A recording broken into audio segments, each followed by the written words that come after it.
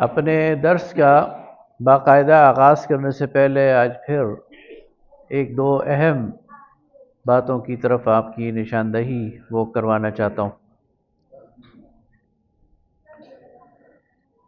Social media کا دور ہے اور آج سوشل میڈیا ایک فتنہ بنتا جا رہا ہے،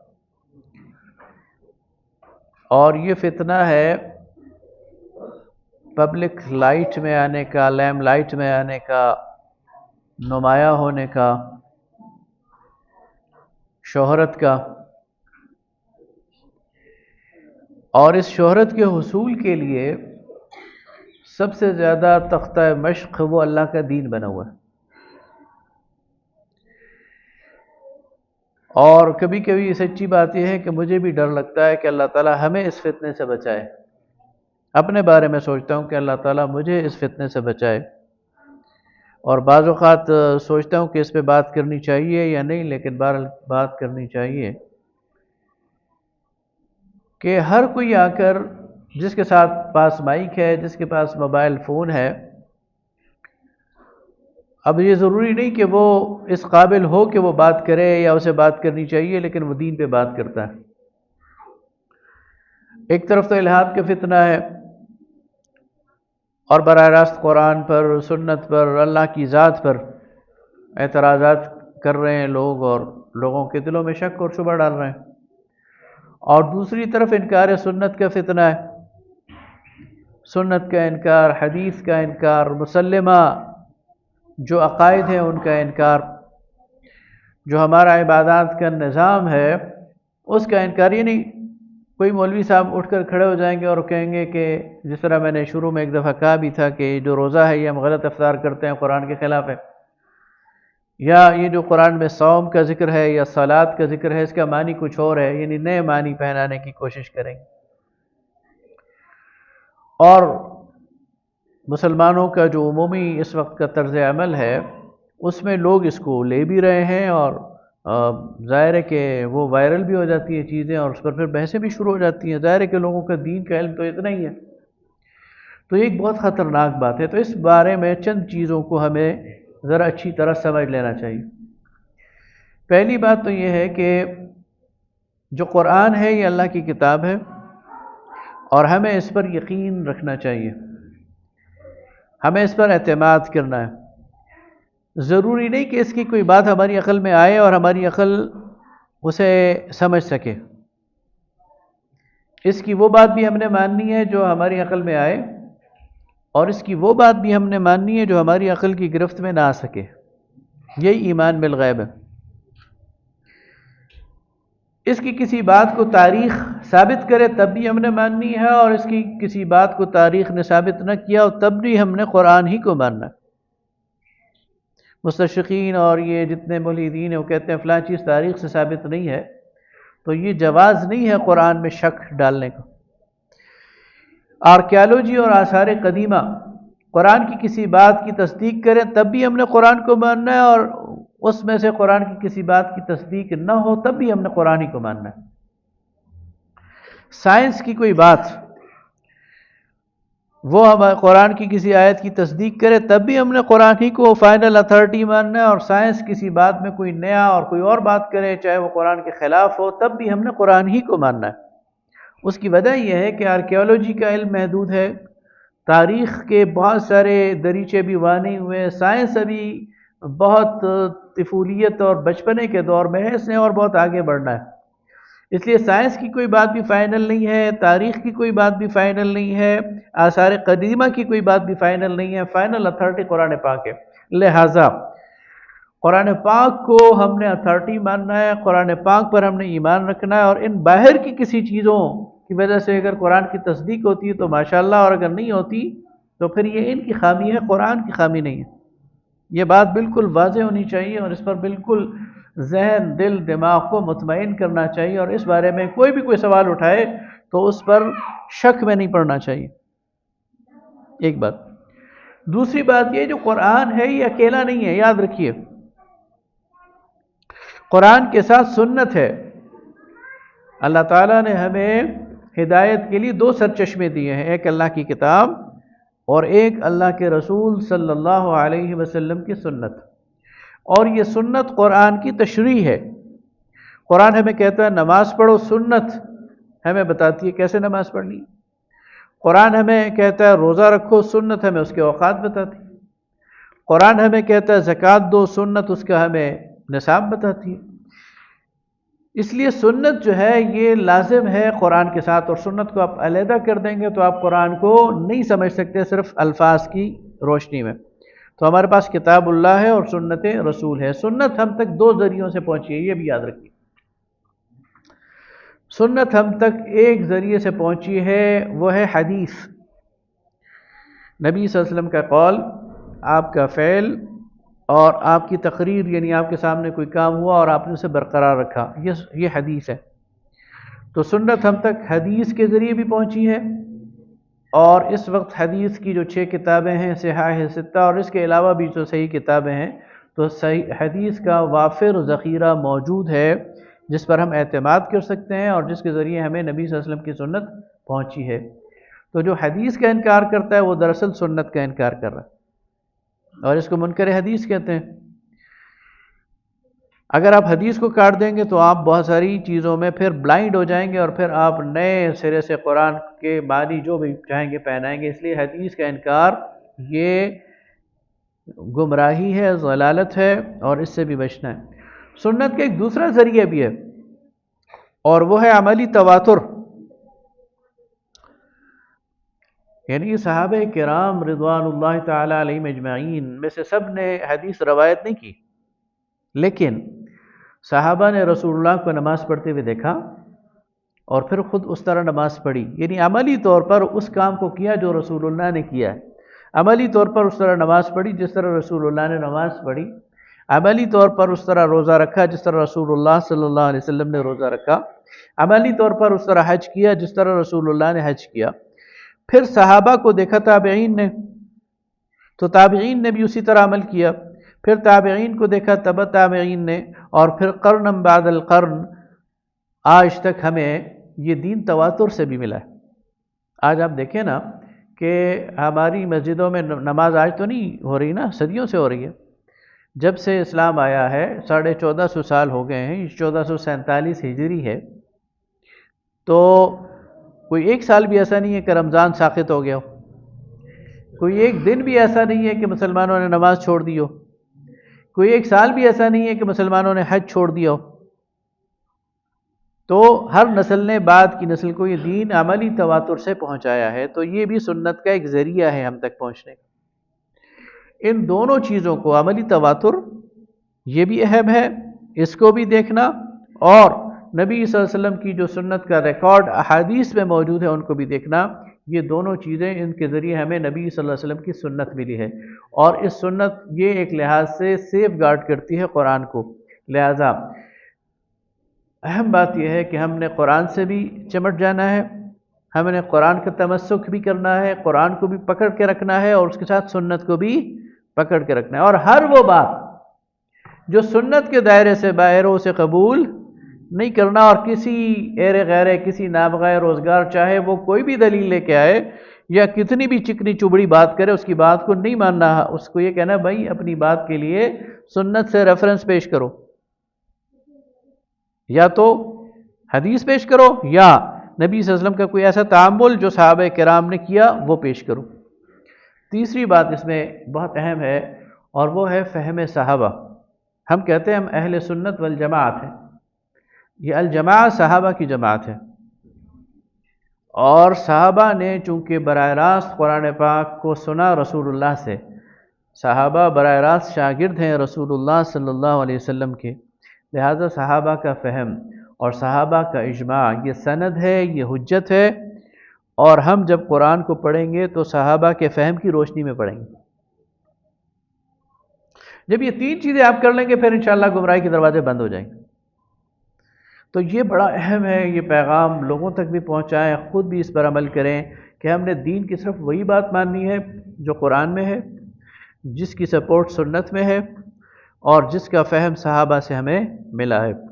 ان تین چیزوں کو اگر آپ سیف گارڈ کر لیں گے، پکڑ لیں گے، کوئی فتنہ آپ کو گمراہ نہیں کر سکے گا۔ تو یہ آج کی وہ پہلی بات تھی جو میں کرنا چاہتا تھا۔ اب آتے ہیں ہم سورہ زاریات کی طرف۔ سورہ زاریات جو ہے یہ مکی صورت ہے، اور اس کا جو بنیادی موضوع ہے وہ آخرت ہے۔ اس میں 4 قسمیں کھائی گئیں۔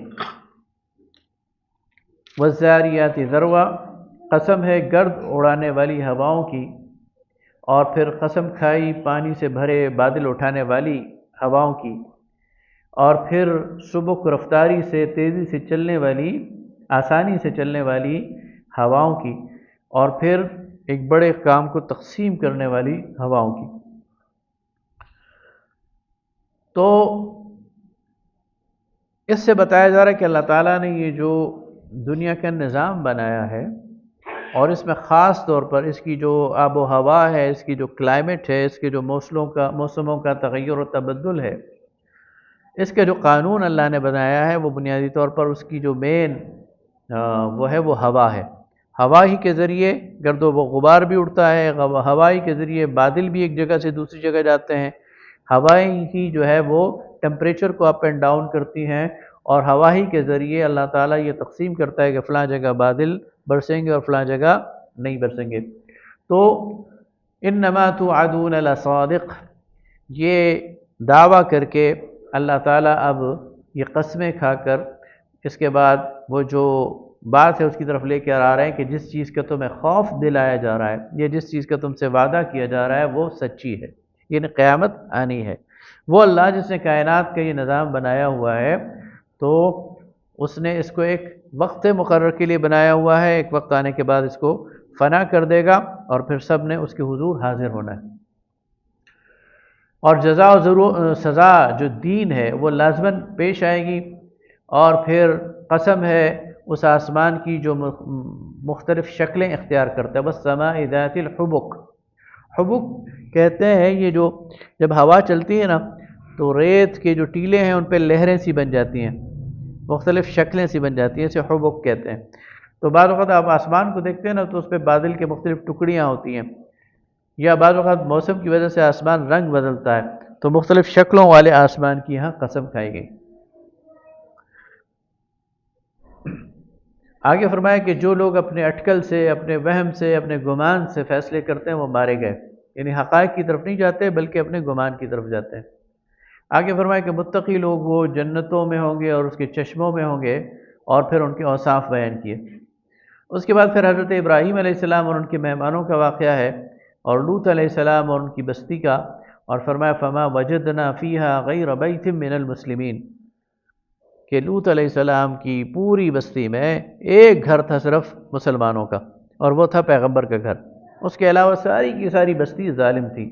اس کا مطلب یہ ہے کہ جس بستی میں برائی غالب آ جائے، اور اتنی غالب ہو جائے کہ اس میں جو نیکی ہے وہ دب کر رہ جائے اور بالکل یعنی برائے نام رہ جائے، تو اس بستی کو پھر اللہ تعالیٰ مٹا دیتا ہے۔ پیغمبر کو اللہ نے وہاں سے نکال دیا۔ پھر موسیٰ علیہ السلام کو فرعون کی طرف بھیجا، اس کا ذکر ہے، اور پھر قوم عاد و سمود کا ذکر ہے۔ یہ سارے واقعات پیچھے گزر چکے ہیں۔ اس کے بعد بتایا کہ اللہ کے علاوہ کسی کو الہ نہ بناؤ، اور یہ کہا کہ ہم تم سے رزق طلب نہیں کرتے۔ اب یہ اللہ تعالیٰ اپنی حکومت اور اقتدار کی جو اس کی بادشاہت ہے اس کی حقیقت بتا رہا ہے۔ دنیا کا بادشاہ جو ہوتا ہے نا وہ تو دراصل محتاج ہوتا ہے۔ اگر عوام اسے ٹیکس نہ دے تو اس کا خزانہ کیسے بھرے گا؟ اس کی فوج کے لیے تنخواہیں کہاں سے آئیں گی؟ اس کی اپنے جو عیاشی ہے وہ کیسے ہوگی؟ اس لیے دنیا کا بادشاہ اصل میں بادشاہ نہیں ہے بلکہ محتاج ہے، لوگوں کے ٹیکس پر وہ حکمرانی کرتا ہے۔ اللہ فرماتا ہے میں تم سے کوئی رزق نہیں مانگ رہا، میں تم سے کوئی ٹیکس طلب نہیں کرتا، بلکہ میں تو تمہیں دینے والا ہوں، حقیقی بادشاہ۔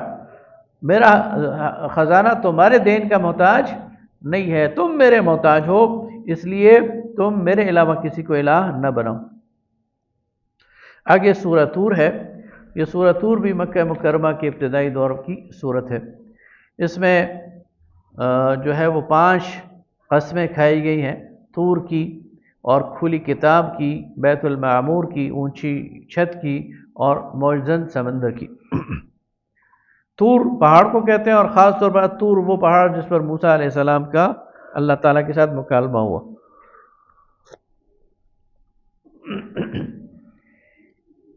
اور کھلی کتاب سے مراد سابقہ آسمانی صحیفے ہیں جو اللہ تعالیٰ نے بھیجے ہیں اور جو کہ موجود ہیں۔ رق منشور، رق کہتے ہیں پرانے زمانے میں یہ جو کاغذ نہیں تھا تو جو ہرن کی کھال اس کو باقاعدہ اس کی دباغت کر کے اس سے ایک باریک سی جھلی بنائی جاتی تھی، ٹرانسپیرنٹ جھلی ہوتی تھی بڑی پائیدار، اسے رق کہتے تھے، اور اس پر یہ صحیفے لکھے جاتے تھے۔ ابتدائی زمانے میں جو پارچہ جات جن پر قرآن لکھا گیا ان میں بھی رق استعمال کیا گیا، تو فرمایا ورق منشور، کھلے ہوئے ورق جو تھے رق۔ والبیت المعمور، آباد گھر، ایک تو اس سے مراد لیا گیا بیت اللہ جو کہ ہر وقت آباد رہتا ہے اور جس میں لوگ اس کے گرد جمع رہتے ہیں، طواف کرتے ہیں، اور ایک ہے بیت المعمور جو آسمان پر ہے، بالکل بیت اللہ کے اوپر، جو کہ آسمان دنیا کا مجمع ہے جہاں پر فرشتے اور انبیاء وہ موجود ہیں۔ اور معراج کے واقعے میں رسول اللہ صلی اللہ علیہ وسلم نے حضرت ابراہیم کو دیکھا کہ وہ بیت المعمور کی دیوار کے ساتھ ٹیک لگائے بیٹھے ہیں، تو یہ بھی یہاں سے مراد ہو سکتی ہے۔ اور اونچی چھت سے مراد آسمان ہے، اور موجزن سمندر سے مراد سمندر ہے۔ ان عذاب ربک لواقع، تیرے رب کا عذاب یعنی قیامت وہ آنے والی ہے، یہ پوری کائنات اس کی گواہی دے رہی ہے۔ قیامت کے دن مجرمین کو دھکے مار مار کر جہنم کی طرف لے جایا جائے گا، اور اہل جنت اور ان کی نعمتوں کا ذکر ہے۔ آگے فرمایا ام یقولون تقبلہ بل لا یؤمنون، یہ لوگ کہتے ہیں کہ یہ قرآن تو گھڑا ہوا ہے لیکن حقیقت یہ ہے کہ یہ اس پر ایمان نہیں لائے۔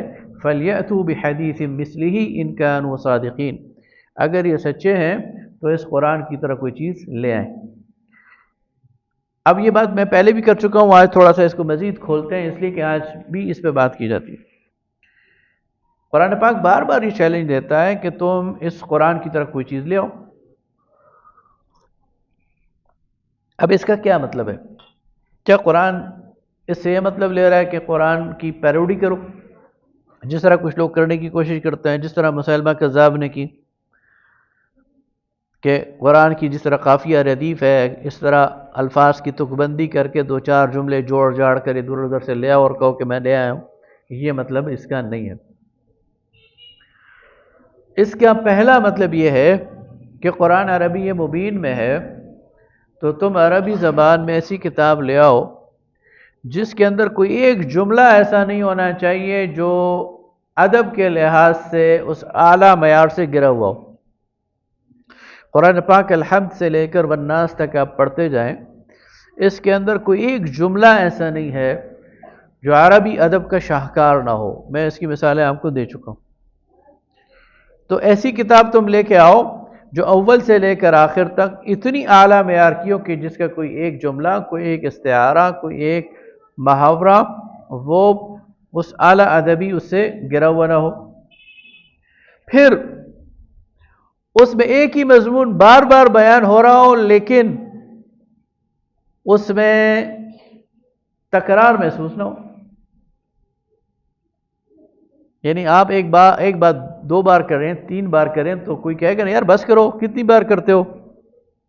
قرآن ایک مضمون بار بار بیان کر رہا ہوتا ہے، تکرار نہیں لگتی۔ اس کی وجہ یہ ہے کہ ہر بار نیا رنگ ہوتا ہے، اس میں ہر بار نیا معنی ہوتا ہے، نیا پہلو ہوتا ہے۔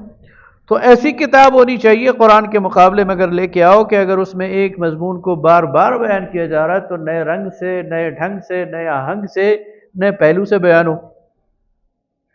پھر جس کو بار بار پڑھا جائے تو بوسیدگی کا احساس نہ ہو۔ قرآن کو آپ پڑھتے ہیں نا، کبھی لگا کہ پرانی ہو گئی ہے، اب مزید نہیں پڑھنی چاہیے، بہت پڑھ لی ہے۔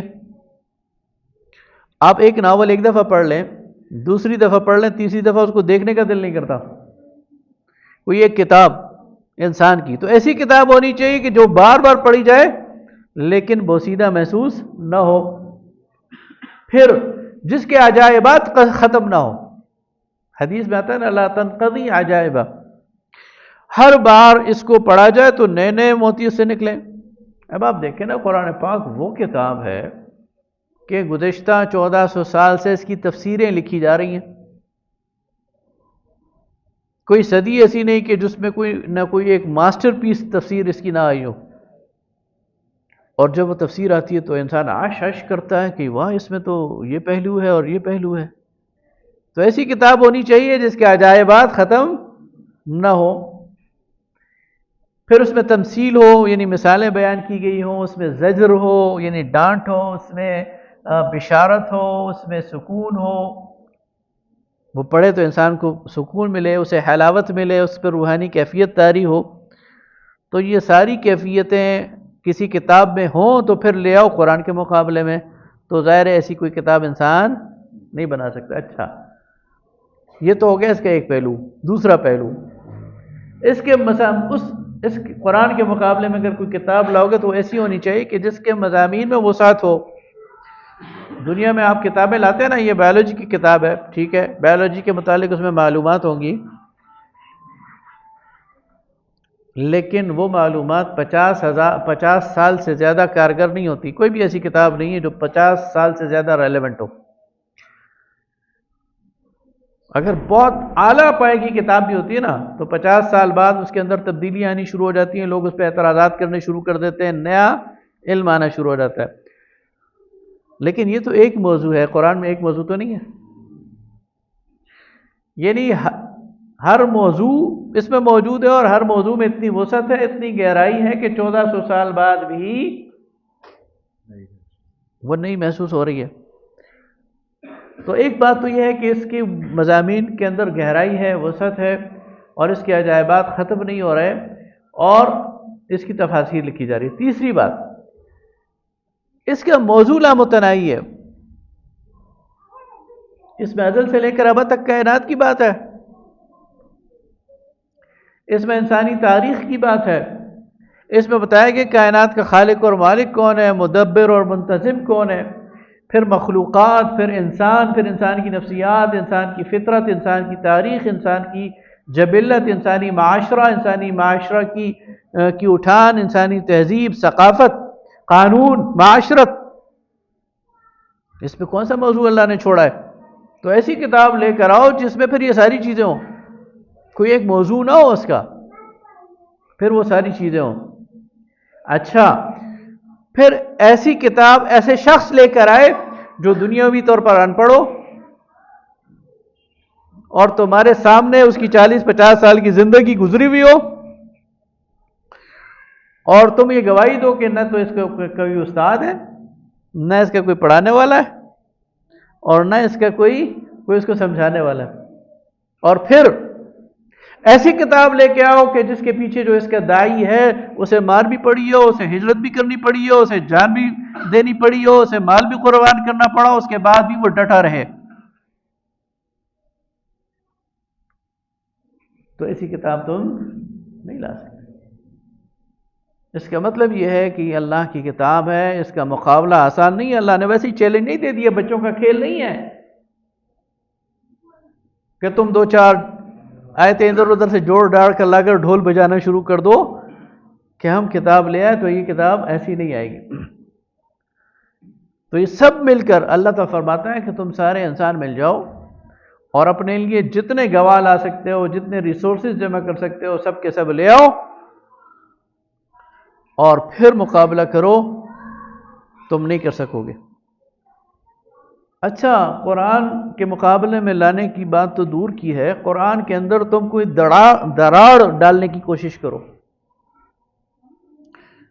یہ جنگ عظیم اول سے پہلے یا شاید دوم سے پہلے، خیر پہلے، جرمنی میں ایک ادارہ بنا اور انہوں نے پوری دنیا سے قرآن پاک کے نسخے اکٹھے کیے، مراکش سے لے کر ہندوستان تک قدیم ترین نسخے جو اس وقت اویلیبل تھے ہزاروں کی تعداد میں، 10 سال لگے انہیں صرف اس بات میں کہ وہ قرآن پاک کے نسخے جمع کریں، خریدیں منہ بولی قیمت پر قدیم سے قدیم نسخے۔ وہ یہ چاہتے تھے کہ قرآن پاک کے اندر اختلاف پیدا کریں اور دیکھیں کہ قرآن پاک کے مختلف ورژنز ہیں، اس میں یہ ایک کتاب ایک بات کر رہی ہے، دوسری کتاب دوسری بات کر رہی ہے۔ 10 سال انہوں نے لگائے قرآن پاک کے نسخے جمع کی، پھر انہوں نے اس کا انالیسس کیا، اور اس انالیسس میں بھی کئی سال لگے، اور اس کے بعد پھر انہوں نے اس کی ایک ابتدائی رپورٹ شائع کی، اور اس کی جو اصل رپورٹ تھی وہ ابھی زیر غور تھی کہ جس ادارے میں یہ کام ہو رہا تھا، جنگ عظیم دوم میں بمباری ہوئی تو اس پر بم گرا تو وہ سارا کچھ تباہ ہو گیا۔ وہ جو اس کی ابتدائی رپورٹ آئی تھی تو انہوں نے کہا کہ ہم نے پوری دنیا کے نسخے جمع کیے ہیں، ان کا آپس میں تقابل کیا ہے، تو سوائے کتابت کی غلطی کے کوئی اور غلطی ہم نے قرآن میں نہیں پائی۔ اس وقت اصل میں ہاتھوں سے لکھا جاتا تھا، تو ایک کاتب لکھتے ہوئے بسم اللہ الرحمن الرحیم میں الرحیم 2 دفعہ لکھ دے، یا الرحیم لکھتے ہوئے 2 نقطے نہ ڈالے تو یہ تو کتابت کی غلطی ہوگی نا۔ تو انہوں نے کہا سوائے کتابت کی غلطی کے، جو کہ ایک انسانی کاوش ہے، ہم نے اس سارے اس میں کوئی انکنسسٹنسی نہیں دیکھی، کوئی ایسی چیز نہیں دیکھی کہ ایک میں ایک ہے اور دوسری میں دوسری، تو یہ قرآن پاک میں کوئی دراڑ بھی ڈال نہیں سکتے۔ آگے سورہ نجم ہے۔ سورہ نجم جو ہے یہ بھی مکی صورت ہے، اور یہ 5 نبوی میں، نبوت کے 5ویں سال تقریباً نازل ہوئی۔ اس کے ساتھ بھی ایک واقعہ جوڑا ہوا ہے، اور بڑا دلچسپ واقعہ ہے، میں آپ کو سنا چکا ہوں، اشارہ کر دیتا ہوں کہ نبی صلی اللہ علیہ وسلم جب مسلمان ہجرت پر چلے گئے حبشہ میں، تو ایک سال رمضان ہی کے مہینے میں قریش کی عادت تھی کہ رات کو کھا پی کر اپنے گھروں سے تو وہ بیت اللہ کے احاطے میں آتے تھے گپ شپ لگانے کے لیے، اور ایک دوسرے سے گپ شپ لگاتے تھے، شاعر شعر سناتے تھے، بات چیت ہوتی تھی۔ تو سارا مجمع بیٹھا ہوا تھا، یکا یک رسول اللہ صلی اللہ علیہ وسلم کھڑے ہوئے اور آپ نے سورہ نجم کی تلاوت شروع کر دی۔ اب یہ پہلا موقع تھا کہ قریش براہ راست رسول اللہ صلی اللہ علیہ وسلم کی زبان مبارک سے قرآن سن رہے ہیں۔ اب قرآن کی اپنی تاثیر ہے، رسول اللہ کے لحن اور آپ کی آواز کی اپنی تاثیر ہے، پورے مجمع پر ایک سکوت طاری ہو گیا، سب خاموش ہو کر، اور کسی کو ہمت بھی نہیں ہوئی آپ کو روکنے کی، بڑے بڑے سرداران قریش موجود تھے۔ سورہ نجم کے آخر میں سجدہ ہے، نبی صلی اللہ علیہ وسلم نے آیت سجدہ پڑھی اور سجدہ فرمایا تو سارا مجمع آپ کے ساتھ سجدے میں چلا۔ جب سجدے سے اٹھے تو پھر انہیں احساس ہوا کہ ہم نے کیا کیا، پھر انہوں نے اس کے لیے باتیں گھڑنی شروع کر دی اپنی خفت مٹانے کے لیے۔ تو انہوں نے کہا اصل میں آپ نے ہمارے بتوں کی تعریف کی تھی، تو ہم نے کہا معاملہ ہی ختم ہو گیا۔ حالانکہ یہ پوری صورت بتوں کی مذمت پر ہے، لیکن انہوں نے ایک جھوٹ گھڑا، تلک الغرانیق العلا وان شفاعتهن لترتجى، اس طرح کی باتیں انہوں نے گھڑی۔ تو اس صورت سے پتہ چلا کہ یہ 5 اس میں یعنی نبوت کے 5ویں سال آئی ہے، اور پھر یہ خبر حبشہ میں ایک اور انداز سے پہنچی کہ مکہ مسلمان ہو گیا تو وہ واپس آ گیا، قریب پہنچے تو انہیں پتہ چلا کہ خبر غلط ہے۔ بہرحال اس صورت میں 2 بار رؤیت کا ذکر ہے، تو دیکھنے کا، تو یہ اب صحابہ کرام کے درمیان اس میں تھوڑا اختلاف ہے کہ یہ کیا ہے۔ ذو مرۃ فاستوى وهو بالافق الاعلى ثم دنا فتدلى فكان قاب قوسين او ادنى فاوحى الى عبده ما اوحى ما كذب الفؤاد ما راى افتمارونه على ما يرى ولقد رآه نزلة اخرى عند سدرة المنتهى عندها جنة المأوى إذ يغشى السدرة ما يغشى ما ذاق البصر وما طغى لقد رأى من آیات ربه الکبریٰ۔ یہ اب اس میں 2 مرتبہ دیکھنے کا ذکر ہے اور 2 مرتبہ ملاقات کا ذکر ہے۔ ایک مرتبہ افق اعلیٰ پر، یعنی جہاں سے سورج طلوع ہوتا ہے وہاں پر، اور دوسری دفعہ سدرۃ المنتہا پر۔ اب اس میں حضرت عائشہ صدیقہ رضی اللہ تعالی عنہ اور حضرت ابن مسعود اور دیگر صحابہ کا یہ موقف ہے کہ یہ جبرائیل امین سے ملاقات ہے، اور حضرت ابن عباس کے مطابق یہ اللہ تعالیٰ سے ملاقات ہے۔ اب اس کا اگر ہم تجزیہ کریں تو حضرت ابن عباس کی اس بات میں اضطراب ہے۔ ایک تو ابن عباس رسول اللہ کی حدیث نوٹ نہیں کر رہے، اپنا قول بیان کر رہے ہیں، گویا ان کا اپنا احساس ہے کہ اللہ تعالیٰ سے ملاقات ہوئی 2 موقعوں پر۔ ایک دفعہ مشرق میں ایک نور کی طرح اللہ کو دیکھا، اور دوسرا سدرۃ المنتہا پر اللہ کو دیکھا۔ لیکن وہ اس میں شک میں ہے کہ یہ بیداری میں ہے یا خواب میں ہے، تو ایک روایت میں وہ کہتے ہیں یہ خواب ہے۔ دوسری بات یہ کہ وہ یہ بھی مانتے ہیں کہ ان ظاہری آنکھوں سے اللہ کو دیکھنا ممکن نہیں، تو پھر یہ کہتے ہیں کہ ایک دفعہ تو ظاہری آنکھوں سے دیکھا، ایک دفعہ دل کی آنکھوں سے دیکھا، یا دونوں دفعہ دل کی آنکھوں سے دیکھا، یہ بھی روایت ہے۔ یہی بات جب حضرت ابن عباس کے شاگرد ہیں مسروق، انہوں نے سنی ان سے، تو وہ چلے گئے حضرت عائشہ کے پاس اور ام المومنین سے کہا کہ کیا ان دونوں مواقع پر رسول اللہ صلی اللہ علیہ وسلم نے اللہ کو دیکھا؟ تو آپ نے فرمایا کہ تمہاری اس بات نے تو میرے رونگٹے کھڑے کر دیے۔ پھر قرآن کی آیت پڑھی لا تدرکہ الابصار، اللہ کو، انسانی آنکھ جو ہے اللہ کو نہیں پا سکتی، اور فرمایا ما کان لبشر ان یکلمہ اللہ الا وحیا او من وراء حجاب او یرسل رسولا فیوحی باذنہ من یشاء۔ قرآن کی آیت ہے کہ کسی بشر کے یہ مقام نہیں ہے کہ اللہ تعالیٰ جو ہے اس سے براہ راست مکالمہ کرے سوائے وحی کے، یا حجاب اور پردے کے پیچھے سے، یا کوئی اپنا فرشتہ بھیج کر اس کو وحی کرے۔ پھر انہوں نے فرمایا کہ اس امت میں سب سے پہلی میں ہوں جس نے رسول اللہ سے یہ بات پوچھی تھی کہ آپ نے یہ جو 2 رؤیتیں ہیں یہ کیا ہیں؟ تو رسول اللہ صلی اللہ علیہ وسلم نے فرمایا کہ الا هو جبریل علیہ السلام، کہ وہ تو جبرائیل تھے۔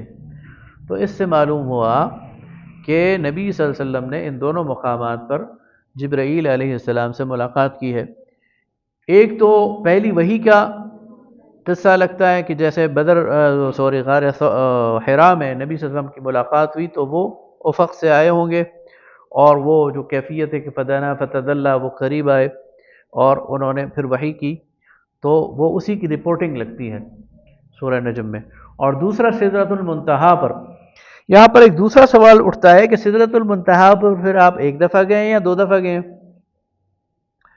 اس لیے کہ یہ تو 5 ہجری کا واقعہ ہے، قرآن سورہ نجم میں بیان کر رہا ہے، اور ایک 10-11 ہجری میں جو معراج ہوئی تھی جس کا ذکر سورہ بنی اسرائیل میں ہے، اس کے پہلے حصے کا سبحان الذی اسریٰ بعبدہ لیلا من المسجد الحرام الی المسجد الاقصی، اس کے بعد کا تذکرہ حدیث میں ہے، وہ بھی سدرۃ المنتہا کا تذکرہ ہے۔ تو یہ بھی امکان ہے کہ یہ ایکسپیرینس 2 دفعہ ہوا، اور یہ بھی امکان ہے کہ اسی کا ذکر ان آیات میں ہو اور یہ بعد میں یہاں پر لا کر اس میں رکھ دی گئی ہوں، تو یہ دونوں امکانات موجود ہیں۔ یعنی یہ جو دوسری رؤیت کی آیت ہے، پہلی رؤیت کی آیت تو چونکہ پہلی کی ہے، یعنی پہلا ایکسپیرینس تھا، تو اسی کی مناسبت سے دوسری رؤیت کی آیت بھی اس کے ساتھ لا کر رکھ دی ہو تو یہ ممکن ہے۔ تو یہ دونوں امکانات ہیں، اور زیادہ غالباً بات یہی ہے کہ یہ آیت وہاں کی یہاں لا کر رکھ دی گئی ہے۔ تو یعنی 6-7 سال کا جو وقفہ ہے اس آیت کو، یعنی جو وَلَقَدْ رَآهُ نَزْلَةً أُخْرَى، یہ والی، اس کو یہاں لا کر رکھ دیا گیا 12۔ تو اس سے ثابت ہوا کہ نبی صلی اللہ علیہ وسلم نے ان مواقع پر جبرائیل امین کو دیکھا، اور اپنی اصل شکل میں دیکھا۔ جبرائیل امین جب بھی نبی صلی اللہ علیہ وسلم کے پاس آئے انسانی شکل میں آئے، سوائے ان 2 موقعوں کے کہ جس شکل میں اللہ نے ان کی تخلیق کی ہے اس میں، اور وہ بڑی ہیبت اور وہ تھی یعنی پرشکوہ شخصیت ہے ان کی،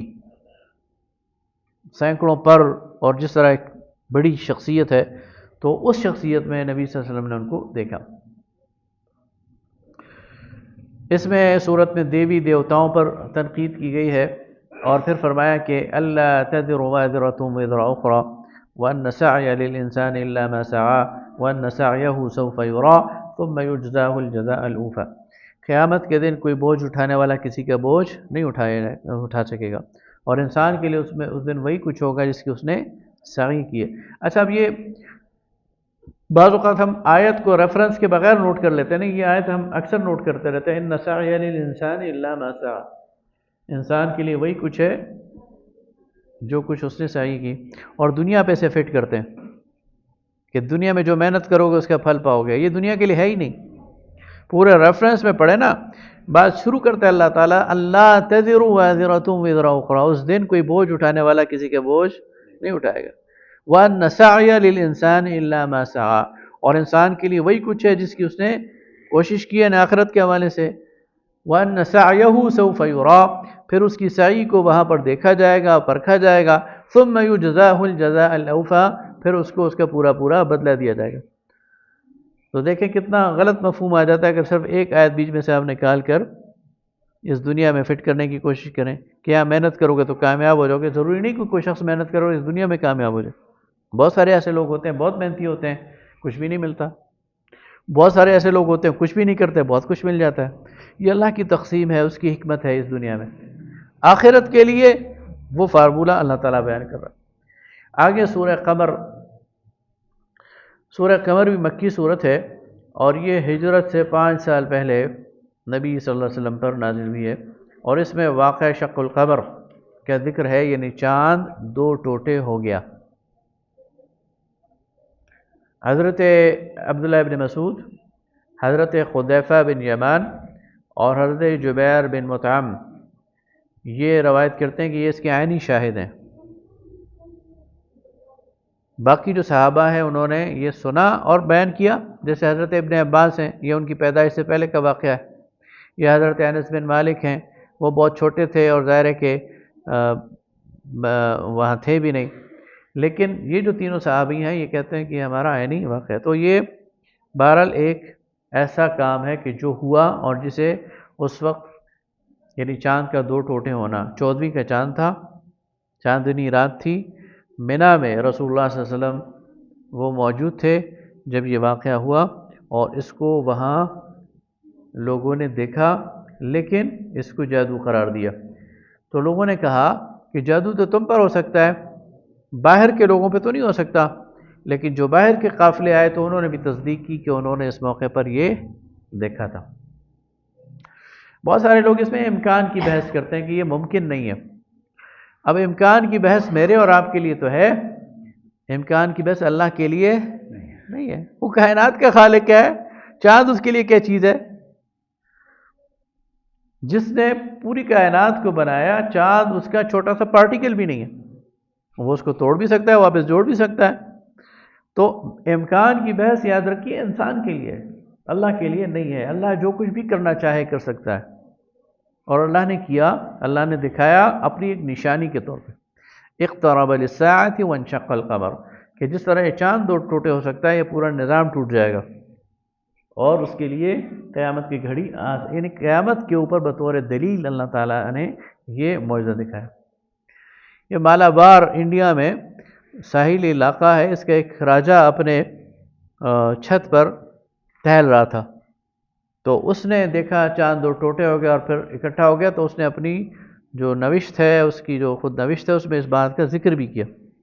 یعنی وہ عرب میں تھا لیکن ہندوستان میں بھی اس کو نوٹ کیا گیا، اس کے آثار موجود ہیں۔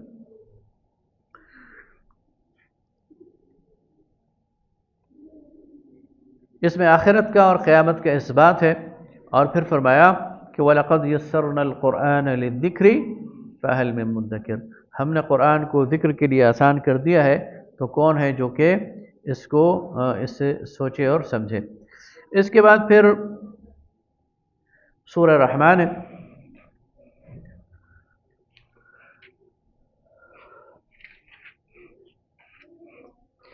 سورہ رحمان یہ نبی صلی اللہ علیہ وسلم پر مکہ کے ابتدائی حصے میں نازل ہوئی۔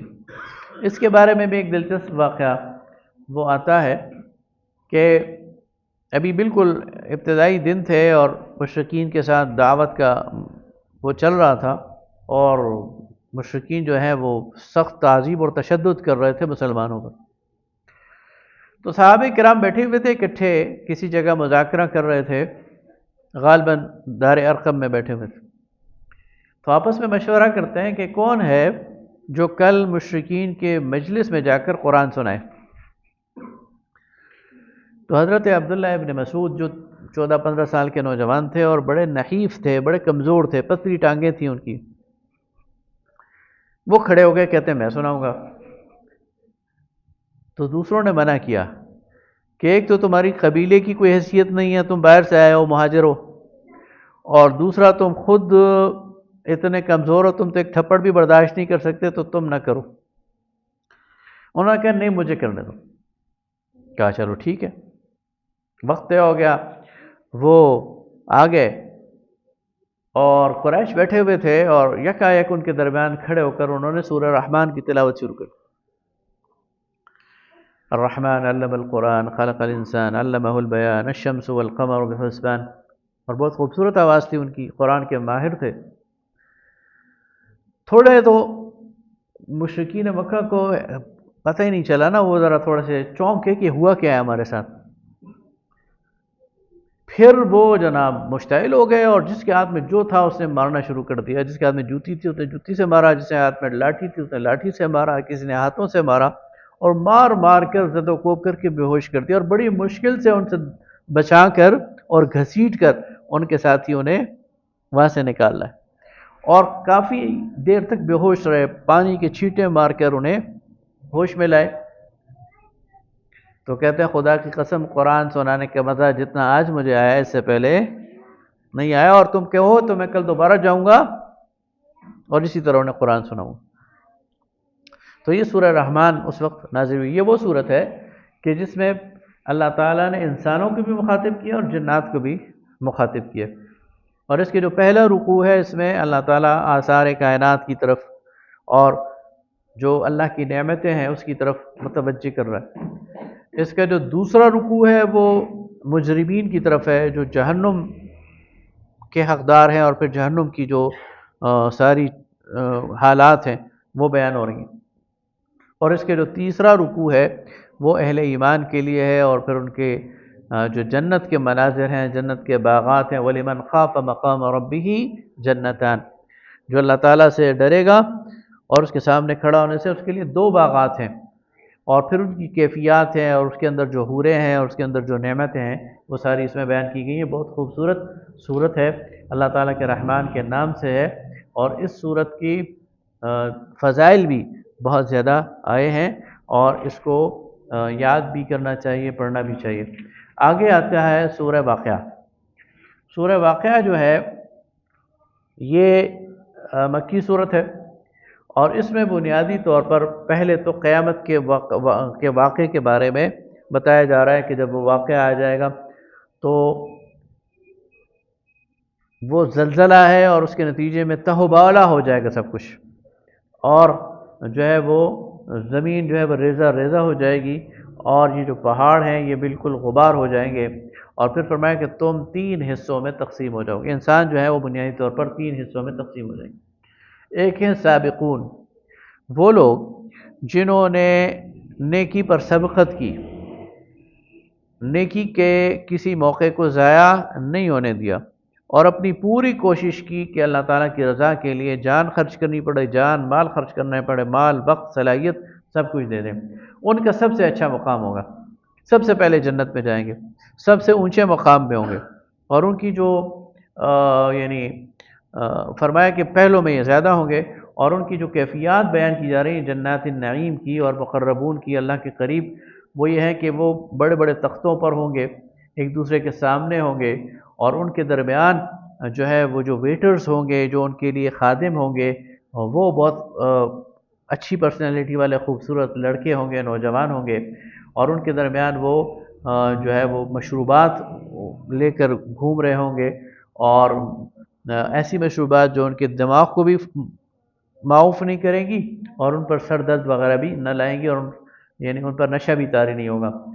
پھر ان کے لیے ان کی پسند کے میوے ہوں گے اور گوشت جس کو وہ پسند کریں گے، اور ان کے لیے حوریں ہوں گی، حور عین، جیسے کہ چھپائے ہوئے موتی ہیں۔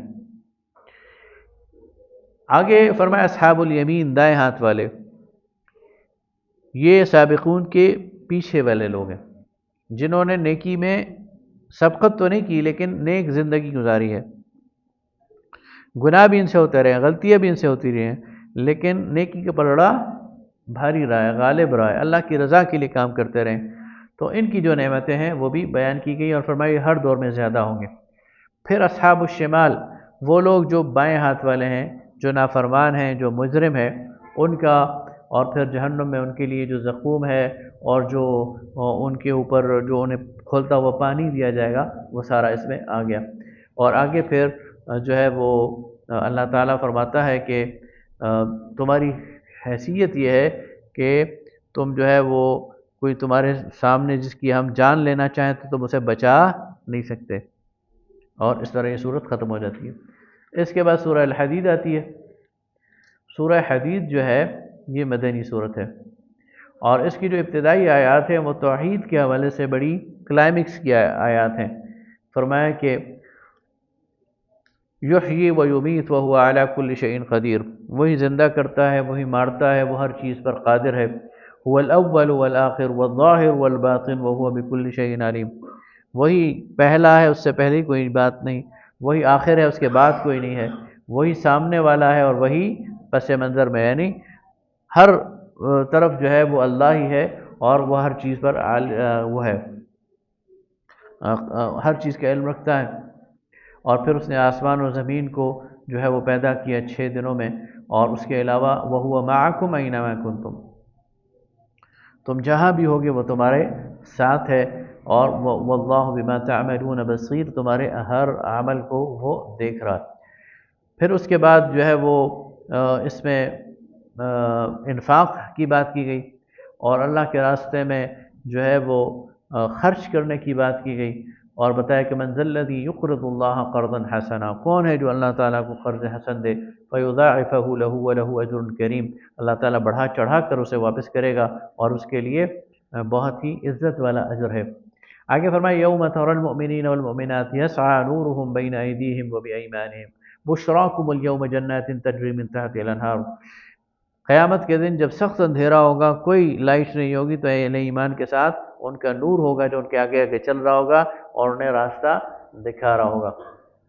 اور جو منافقین ہیں وہ ان اہل ایمان سے کہیں گے کہ اپنے نور سے کچھ حصہ ہمیں بھی دے دو، تو وہ کہیں گے کہ ہم سے پرے ہٹ جاؤ، تمہارا اور ہمارا کوئی جوڑ نہیں ہے، اور پھر اللہ تعالیٰ ان کے درمیان ایک دیوار حائل کر دے گا جس کا منافقین کی طرف عذاب والا ہوگا اور مومنین کی طرف جو ہے وہ سکون والا ہوگا، اور انہیں کہا جائے گا کہ تم دنیا کی زندگی میں فتنے میں پڑ گئے تھے۔ تو پھر فرمایا کہ ما اصاب، پھر آگے فرمایا کہ انما اعلموا انما الحیات الدنیا لعب ولہو وزینۃ وتفاخر بینکم وتکاثر فی الاموال والاولاد، اچھی طرح جان لو کہ دنیا کی زندگی تو محض زینت ہے، دکھاوا ہے، اور آپس میں بڑائی ہے، تفاخر ہے، اور مال اور اولاد کی زیادہ کی حرص ہے۔ اور پھر فرمایا کہ اس کی مثال ایسی ہے کہ بارش برستی ہے تو ایک کھیتی لہلہا اٹھتی ہے، لیکن پھر وہ زرد پڑ جاتی ہے، اور پھر وہ حطامہ بن جاتی ہے، یعنی چورا چورا ہو جاتی ہے۔ وفی الآخرۃ عذاب شدید، اور اس کے بعد شدید عذاب ہے۔ ومغفرۃ من اللہ ورضوان، اور اللہ کی بخشش اور رضوان۔ رضوان میں پہلے بھی بتا چکا ہوں، رضوان کا مطلب ہوتا ہے سیٹسفیکشن۔ دنیا میں کسی کو سب کچھ مل جائے، سیٹسفیکشن نہیں ملتی۔ کسی کے پاس ایک گھر ہونا، وہ کہتا ہے 2 ہونی چاہیے۔ اس کے پاس ایک گاڑی ہو تو وہ کہتا ہے کہ اس سے اچھی ماڈل کی گاڑی ہونی چاہیے۔ ہر سال نئی ماڈل کی آتی ہے نا، تو وہ پرانی ٹھیکرا لگنے لگتی ہے، یا اس میں یہ نقص ہے اور اس میں یہ نقص ہے اور اس میں یہ خرابی ہے، اور وہ جو نئی ہے اس میں ساری خوبیاں ہیں، وہ جو نئی آ جائے گی پھر اس سے بعد اگلی نئی پر نظر ٹک جاتی ہے۔ اللہ فرماتا ہے آخرت میں رضوان ہے، اتنا کچھ ملے گا کہ انسان سیٹسفائی ہو جائے گا، پھر اس کے بعد کی خواہش اسے اللہ تعالیٰ پوچھے گا اہل جنت سے، کوئی اور آرزو ہے، کوئی اور چاہت ہے؟ وہ کہیں گے نہیں اللہ تو نے سب کچھ دے دیا، ہمیں اور کوئی چاہت نہیں ہے. تو یہ رضوان، یہ سیٹسفیکشن اس دنیا میں اللہ نے نہیں رکھی. اس لیے اس دنیا کے بارے میں کہا گیا قناعت کرو، جو میسر ہے اس پہ خوش رہو، اس پہ راضی رہو. اس لیے کہ اگر تم اس چکر میں پڑ گئے کہ تم نے اور چاہیے اور چاہیے اور چاہیے حل من مزید، تو پھر یہ ہونے والا نہیں. تو اس کے بارے میں فرمایا کہ یہ آخرت میں ہی ملے گا. آگے فرمایا کہ تمہیں جو بھی کوئی مصیبت پہنچتی ہے، کوئی تکلیف پہنچتی ہے، تو پہلے سے اللہ تعالیٰ نے اس کو لکھا ہوا ہے، یعنی تمہاری آزمائش ہے اور یہ اللہ کے لیے آسان ہے، تاکہ تم غم نہ کرو جو کچھ تمہارے ہاتھ سے نکل گیا، اور جو کچھ تمہارے پاس ہے اس پہ اتراؤ بھی نہیں.